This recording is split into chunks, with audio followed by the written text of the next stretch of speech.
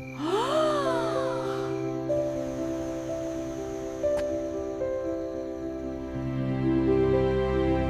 morning, before the other children woke, a small boy named Noah stood at the kitchen window of St. Anne's Children's Home and watched the back gate. On the 7th day of December, when the frost had silvered the grass, he asked the cook the question he had been saving up for months. "Sarah," he said, "who leaves the food?" Sarah was kneading dough. Her sleeves rolled to her elbows. For a moment her hands went still. She didn't look at him. "I told you, honey, we don't know. But somebody brings it. Somebody does. Every night? Every night for 6 years." Noah considered this against the things he knew about the world, which were mostly that promises broke, and adults lied, and food appeared when you were hungriest. "Then he loves us," he said, very matter-of-factly, and went back to watching the gate. What Sarah did not tell him was that the food had been appearing long before Noah came to St. Anne's. She had been the one to find the first 10. It was a Tuesday. She had come in early to start the porridge, and there it was, sitting on the top step of the back door, a blue metal lunch pail with a dented latch, still warm. Inside, wrapped in a clean tea towel, was a shepherd's pie the size of a dinner plate. The mashed potato was ridged in a careful spiral, the way Rosa used to do it. Nobody at St. Anne's made shepherd's pie like that anymore. Rosa had died 6 years before, and her recipe had gone with her. Sarah had stood in the kitchen that morning holding the tin, feeling like she had seen a ghost. She looked over the wall. The street was empty. Whoever had left the pail was gone. That was the beginning of the logbook. Sarah kept it in the pantry, behind the sacks of flour, a black notebook with a broken spine. In it she wrote the date, and the weather, and what the tin had held that morning. Shepherd's pie in the cold months. Minestrone with too much oregano, the way Daniel used to complain about it. Baked apples with cinnamon, each one cored and stuffed and wrapped in wax paper. On stormy nights the tin was wrapped in an old coat. On Christmas morning it came tied with a red ribbon that no one ever asked about. It took her a year to leave a note. That felt like a betrayal of something she couldn't name. But she did it anyway. A single index card taped to the lid of the tin. The words were chosen slowly in the dark before she wrote them. "Thank you. Who are you?" The next morning, beneath the shepherd's pie, there was a paper crane. It was folded from a page torn out of a notebook, small and precise. When Sarah unfolded it with shaking hands, she found a single sentence written in careful block letters. "Someone who owes a debt." She kept that crane. Then she kept the next one, and the next, and the next, until the shoebox under her bed was full of them. She learned to read the man's moods the way she read the weather. Some nights he left 2 cranes. Some nights he left none. The night the state took baby Tomas from his mother, the tin held a note that said only, "Somebody should have been there sooner." Sarah cried into the flour that morning. She did not know why, exactly, except that she was tired, and the world was heavy, and here was a stranger carrying part of it for her. She tried to catch him once, twice, 100 times. She stayed up past midnight and watched the gate from the chapel window, but he was fast and quiet. He moved through the dark like a man who had learned not to be seen. The only mark he ever left was the food, and the cranes, and one other thing Sarah never wrote in her logbook, because she was not sure she believed it. The night before Noah arrived at St. Anne's, cold and silent and carrying everything he owned in a plastic bag, the tin had been left with the shepherd's pie untouched underneath. On top of it, a small blue sweater, too small for any of the children. It sat there in the dawn light like a promise nobody had asked for. Sarah folded it and put it in the lost and found box. It was gone within the week. Daniel Cross finished his shift at the 24-hour diner on Dixon Road at 11:30 on the dot. He hung his apron on the same hook he had used for 11 years. Then he packed the tin. This was the careful part. He had been doing it for 6 years, and he had never once missed a night. Not for fever, not for snow, not for the night the diner was robbed at gunpoint, and he had stood in the police station with his hands shaking. and still made it to the gate by 1 in the morning, his coat smelling of smoke, his tin warm against his chest. The longest thing he had ever done in his life was this. It was the only thing he had ever done that he was proud of. He walked the 3 blocks with his collar up, his red scarf wrapped twice around his neck, past the corner where the streetlight buzzed, past the bench under the elm tree, where he sat for 15 minutes every night, watching the kitchen window of St. Anne's. He could not leave until he knew someone had found the food. He had grown up in that building. He had slept in that dormitory and eaten at those tables, and waited at that same back gate for a family that never came. When he turned 18, he had walked out the front door with a cardboard suitcase and no plan except never to be hungry again and never to be that small again. He was 41 now. He had been a short order cook, a janitor at a school, a night security guard, and a short order cook again. Every job he had ever held had the same shape. It ended at 11:30. It left him enough room in the night to walk 3 blocks and feed someone. He did not think of it as charity. Charity was for people who had something to spare. Daniel thought of it as a debt, the way a man pays back money he borrowed when he was young and starving, except the lender was dead, and the interest was kindness. Rosa had taught him to fold cranes on the worst night of his childhood, the night after his father's funeral, when he was 9 years old and could not stop crying. The cook had sat down on the kitchen floor next to him and shown him paper and patience, and she had said, "Fold one for every day you survive, and when the box is full, you'll see you were never alone." He had folded them for years. Then he had stopped. And then, the year after Elena died, he had started again, folded them with the food, left them for strangers who would never know his name. And that had been enough. Elena. He did not say her name out loud very often anymore. It lived in the place where the heart keeps its heaviest things.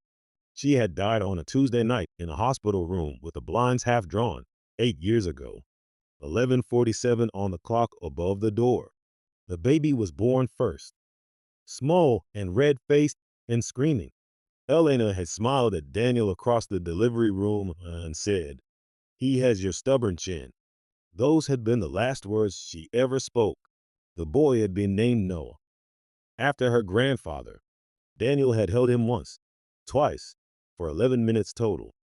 And then Elena's mother had arrived like weather, all grief and black lace and furious certainty. She told Daniel he was unfit, that he was nothing, that he had killed her daughter with his poverty and his unlucky hands. Daniel had been too broken to argue. Constance had taken the baby to the funeral and then away from it. When Daniel finally found the strength to ask where his son was, she told him the child had been adopted out of state by a good family, that it was better this way, that he should not look. For 2 years he looked. He spent money he did not have on private investigators. He wrote letters to every agency in 3 states. And then Constance died. The trail went cold and dark and silent. Daniel stopped looking the way a man stops touching a wound, because it was the only way to keep living. He had found the tin in the attic of the diner storage room, left over from Rosa's day. He had polished it until it gleamed. He wrapped the first shepherd's pie in a tea towel, walked to St. Anne's with his heart in his throat, left it on the step, and ran. He had not known then that he would never stop. Once a year, on Christmas Eve, he allowed himself one small cruelty. He stood across the street, behind the church wall where the light couldn't reach him. He waited until the children came out for the midnight service. He watched them shuffle past in their best clothes. He looked at every face for the stubborn chin. He never found it. And he walked home in the falling snow, telling himself the boy was warm somewhere, loved somewhere, not standing at a back gate waiting for someone who would not come. He believed it because he had to. He folded a crane, left it on the windowsill, and did not cry. Crying was a luxury he had given up. Noah was 7 years old. He had lived at St. Anne's for 4 years. He was the quietest child in the home, which was saying something. He did not cry at night anymore, because he had learned it did no good. He did not ask questions about his mother because the answers were always soft and vague and damp, like a stone that had been in the river too long. What he did instead was draw. He drew the same picture over and over, in crayon, in pencil, once, beautifully, in the charcoal that Miss Bell, the art teacher, gave him when she saw how careful his hands were. A tall man, standing at a gate, holding a steaming tin, wearing a red scarf that curled in the wind like a flag. Noah kept the drawings under his mattress. He had told no one about the scarf until the morning Sarah found him with a fever and a crayon in his fist. She asked him, gently, what he was drawing. He said, the gate manual, and went back to work. Gate man, he brings the food. How do you know, baby? You've never seen him.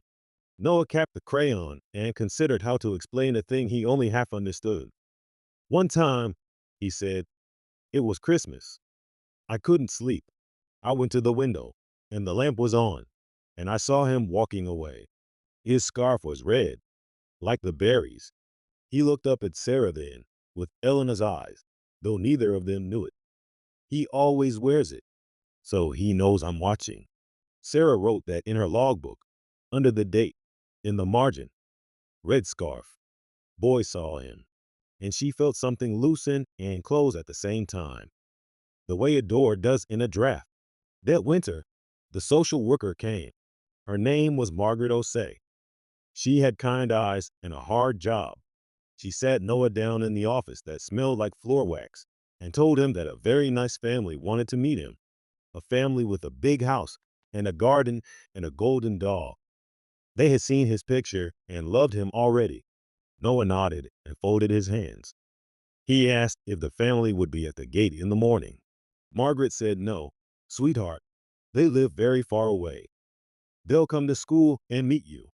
Noah nodded again, thought about the red scarf, and said nothing at all. The Whitfields were, by any measure, what the paperwork called a suitable family. Robert Whitfield was a dentist with steady hands. Linda Whitfield taught piano and made excellent lasagna. They had tried for children of their own for 9 years and had the scars of that trying in their careful, tender way of handling the world. They wanted Noah with a correctness that bordered on devotion. The home had prepared a report. The report was excellent. The adoption was moving forward faster than the law usually allowed because the child had no living relatives and no file was clean. And then, on a Tuesday morning in the middle of December, a photograph of Noah appeared in the local paper. A small photograph, a school picture, the kind that gets reprinted in the holiday season with a headline about finding families for children who wait. It ran with an article about St. Anne's, about the Christmas program, about the quiet boy who drew pictures of a stranger at the gate. Daniel Cross read it at his usual table in the diner at 6 in the morning, his coffee cooling in his hand.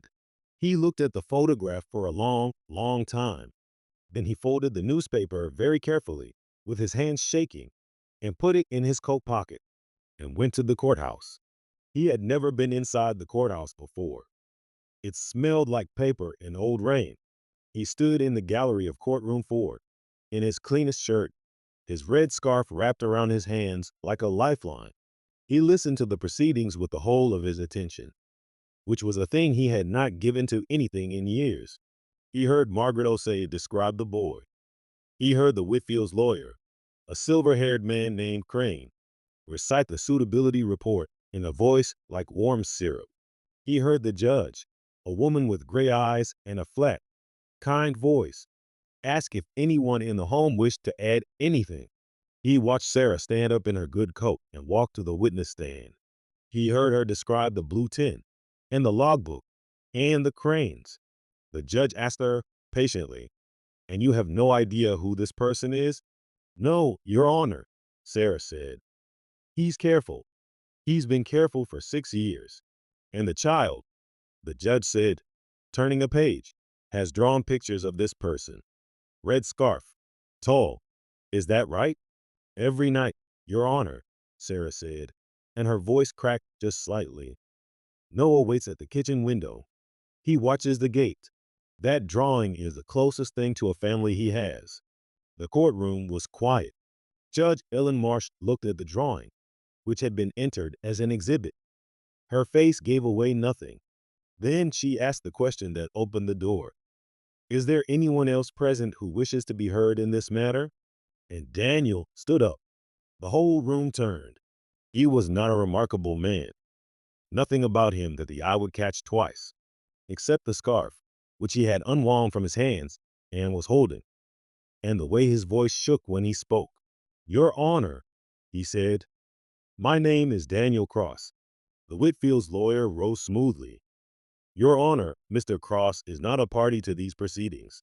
Mr. Cross, the judge said, ignoring him, why are you here? Daniel took a breath. He had practiced nothing. There was no speech in him, only the truth, hauling itself up from the bottom of 8 years.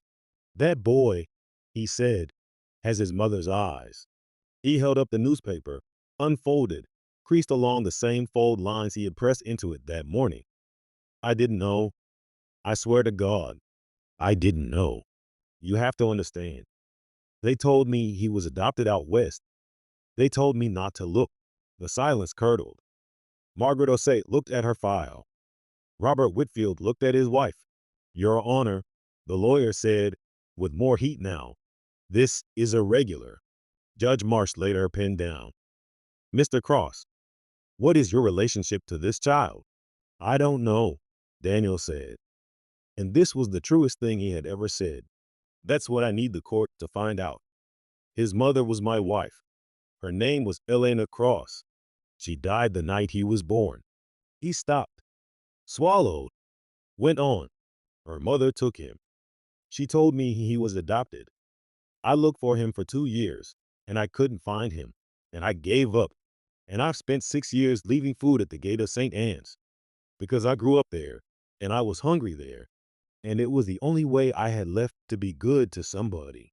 His voice broke. He let it. I never knew. The whole time, I was feeding my own son, and I never knew. The courtroom held its breath. Margaret Osei spoke carefully, the way she did everything. Your Honor, the intake records for Noah Alvarez list the father as deceased. That information came from the maternal grandmother, now deceased. There is no birth certificate on file with a father's name. There is one, Daniel said. There's one in the county records office.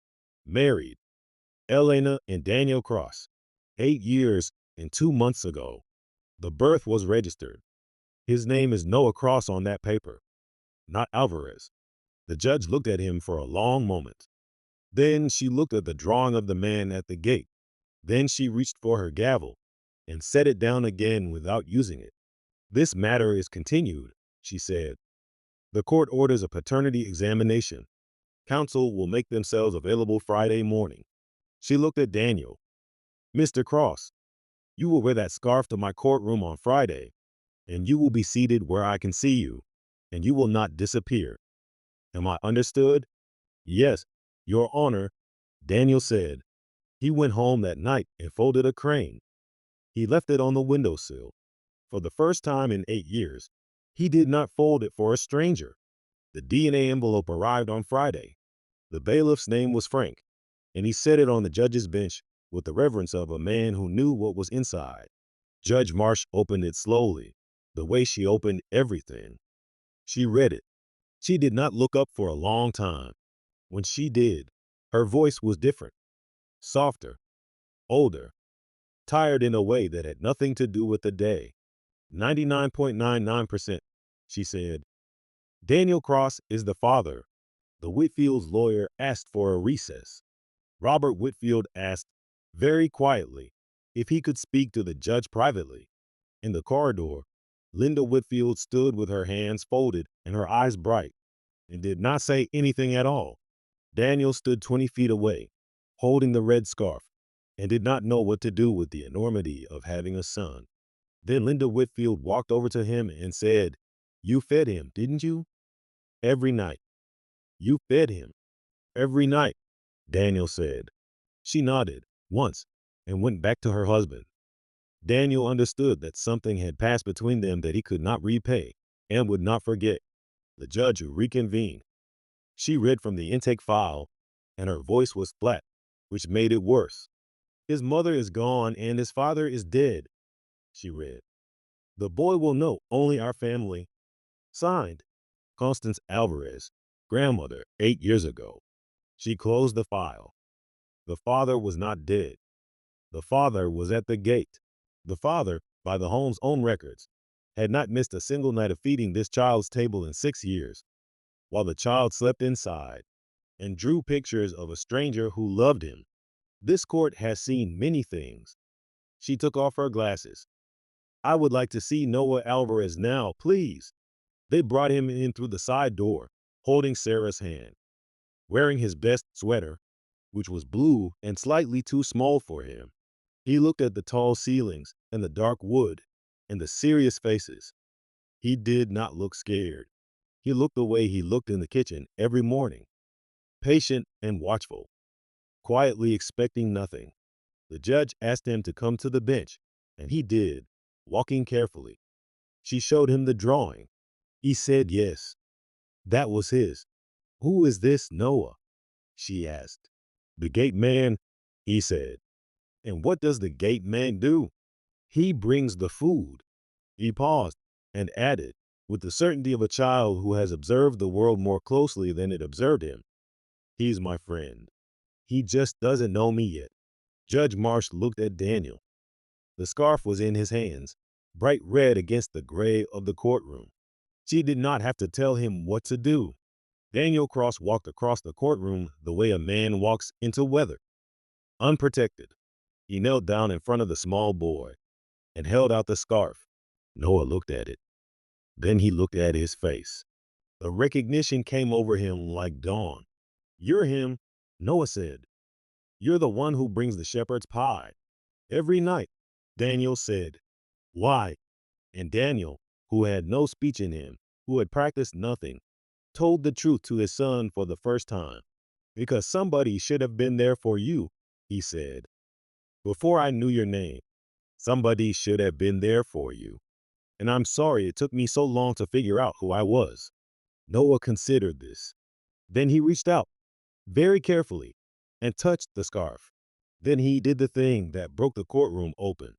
He stepped forward and wrapped his arms around Daniel's neck, the way a child hugs when he has decided that the risk is worth it. He said into Daniel's shoulder, I knew you'd come. Judge Marsh did not strike her gavel. She made her ruling in a voice that carried to the back of the room. The adoption petition was dismissed without prejudice. Temporary custody of the child was placed with his father, pending the home study, with services in place and the loving support of the court. She allowed herself one small human sentence at the end. Mr. Cross, she said, you've been feeding this child for 6 years. I suspect you can manage dinner. And then she looked at the Whitfields and added softly, counsel will advise their clients that visitation may be arranged. This court believes in family in all its shapes. Nobody in the courtroom cried. That's not true. The bailiff, Frank, blew his nose very loudly into a handkerchief and pretended it was the cold. The last day of the hearing was the 23rd of December. It rained all evening, one of those gray, steady rains that washes the city clean. Daniel walked home with Noah, and Noah held his hand and swung it and asked 100 questions. Daniel answered every single one, even the ones he did not know the answer to. He told him about Elena, about her laugh, which was loud and unladylike, about how she used to hum in the kitchen, about the stubborn chin. Noah touched his own chin with a terrible solemnity and said, I have her eyes, though. Everyone says so. Daniel stopped in the middle of the wet street and looked at his son. The rain came down. He said, yes, you have her eyes. And he did not cry, because he had promised himself he would not. Then he cried anyway. Noah pretended not to notice. He handed Daniel the small paper crane he had been carrying in his pocket all day. Christmas Eve at the Diner apartment was a small, bright miracle. Sarah came and brought the shoebox of cranes and set it on the table without a word. The Whitfields came with the golden dog. and sat on the lumpy couch. Linda played something soft on the piano that nobody recognized, but everybody loved. The church bells rang at midnight. Noah stood at the window with his forehead against the glass, watching the rain turn to thin, wandering snow. Behind him, the table was spread with shepherd's pie in the blue tin. The red scarf hung over the back of his chair like a flag. Daniel folded one more crane, slowly, the way Rosa had taught him. He put it on the windowsill next to the boy. He did not need to leave it at any gate, because the boy was here, asleep on the couch by 2 in the morning, his mouth open, his hand curled around a toothbrush he had been clutching all evening, because it was his, and he was not going to lose the only things he had ever owned again. In the morning, the snow had held. Noah sat up on the couch, blinking at the strange room. Then he remembered. He said, without looking for anyone, "Did you come back?" And Daniel, who had been sitting on the floor beside the couch all night, so that his son would not be alone when the dark came, said, "I never left." He had folded a crane for every day he had survived, Rosa had told him once. And when the box is full, you will see that you are never alone. The shoebox was on the table, full of 6 years of folded paper. The boy was in front of him. The snow was falling. The gate was 3 blocks away. And for the first time in his life, Daniel Cross did not need to be anywhere else when the light came on.